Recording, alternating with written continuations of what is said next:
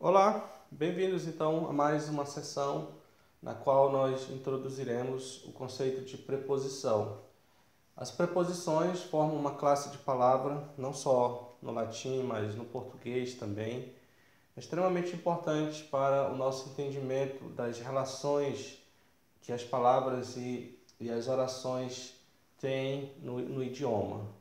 O estudo das preposições é essencial para que nós entendamos o sentido correto que uma oração e um texto possui no latim. Uma característica das preposições no latim eclesiástico é não a presença de um número maior de preposições do que no latim clássico, mas nós percebemos uma dependência maior, um uso maior dessas preposições. E isso se dá principalmente porque o latim eclesiástico foi utilizado pela igreja, por exemplo, pelos pais da igreja, como um veículo para expressar ideias para pessoas muitas vezes comuns. Então, o propósito não era escrever ou falar para pessoas unicamente instruídas ou letradas, como é o caso do latim clássico, que é uma forma mais sofisticada do idioma.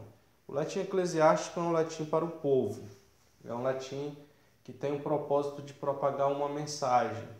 Muitas vezes um latim simplificado, como o próprio Agostinho reconhece. Agostinho dizia que o seu propósito muitas vezes não era o de ser gramaticalmente correto, né?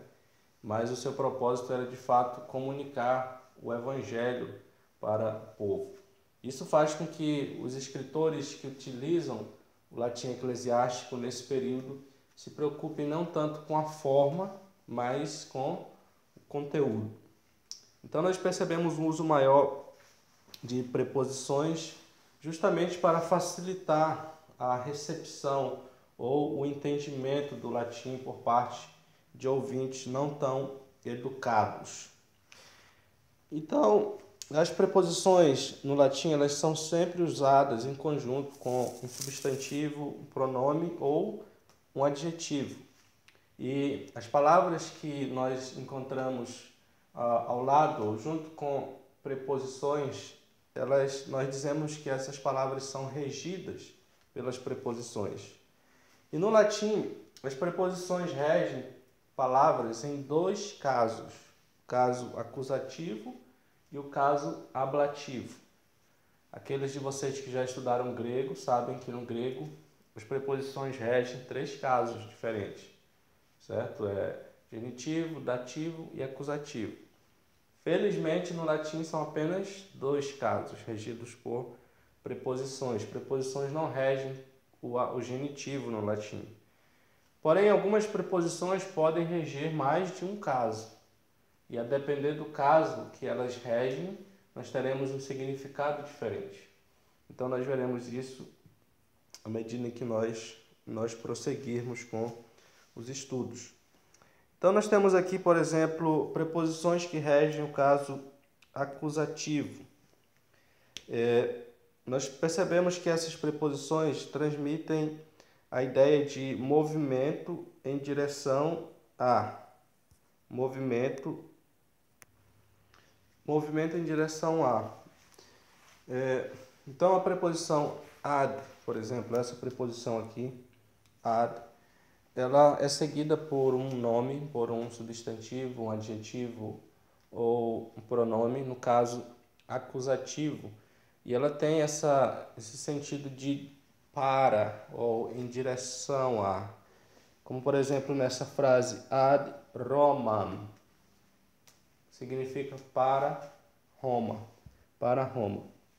Às vezes quando nós avançarmos no estudo do latim, nós perceberemos outros usos também para essa preposição. Às vezes elas têm essa preposição aqui e outras preposições também vão ter um sentido temporal e não apenas espacial. Mas no momento basta nós termos isso em mente, que essa preposição normalmente ela indica direção, expressa essa ideia de movimento em direção a. As preposições que regem o caso ablativo, elas normalmente ajudam a identificar claramente o uso específico do ablativo pretendido pelo falante. Nós vimos que o caso ablativo é um caso bastante variado, que possui usos diferentes e distintos, dependendo da intenção do falante. Nós já vimos isso quando nós discutimos a respeito do ablativo. E as preposições, elas servem justamente para nos ajudar a determinar claramente qual é o uso do ablativo que o falante ou o escritor do texto tinha em mente.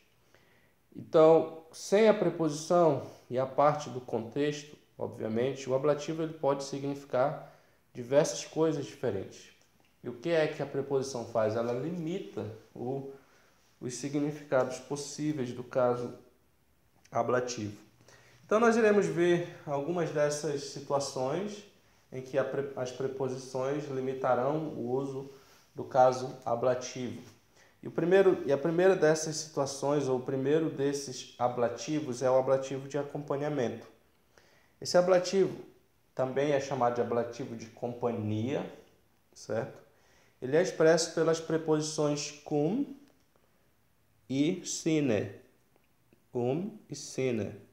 Nós veremos no nosso vocabulário ambas as preposições.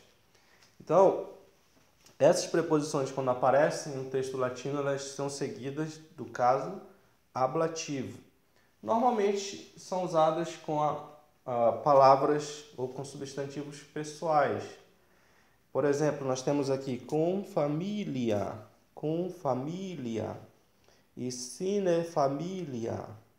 Ou seja, com uma família, com a família e sem a família, sem uma família.